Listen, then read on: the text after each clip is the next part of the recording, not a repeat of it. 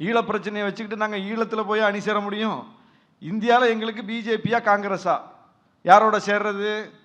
காங்கிரஸ் ஒருபோதும் சேரி மக்களின் குடிசைகளை கொளுத்தாது. காங்கிரஸ் ஒருபோதும் ஆணவ கொலைகளை ஆதரிக்காது.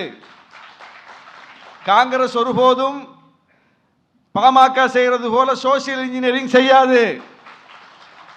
தலித் அல்லாதோர் கூட்டமைப்பு நடத்தாது.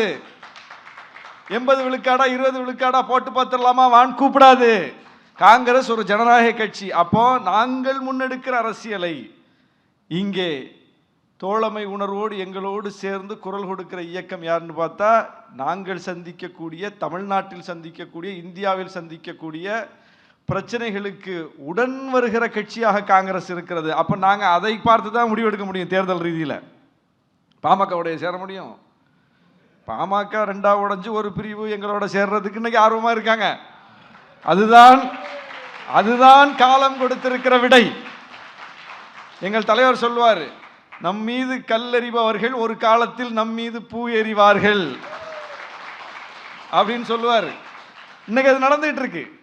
எந்த மருத்துவர் ஐயா அவர்கள் எங்கள் தலைவரை தனிமைப்படுத்த வேண்டும் என்று அரசியல் ரீதியில் அன்றைக்கு 10 ஆண்டுகளுக்கு முன்பு ஒரு இயக்கத்தை கட்டினாரோ, இன்றைக்கு அதே மருத்துவர் ஐயா அவர்களை சார்ந்தவர்கள்லாம் எங்களுக்கும் திருமாவளவனுக்கும் எந்த பிரச்சனையும் இல்லையே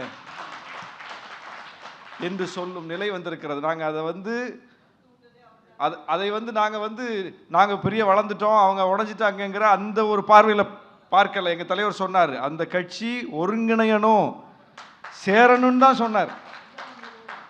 தந்தையும் மகனும் தமக்குள்ள பிரச்சனையை பேசி தீர்த்து அந்த கட்சி ஒரு முழுமையான கட்சியாக வடிவம் பெறணும் என்றுதான் எங்கள் தலைவர் சொன்னார். நாங்கள் உங்கள் பிளவில் மகிழ்ச்சி அடையவில்லை. அது எங்களுக்கு அவசியமும் இல்லை.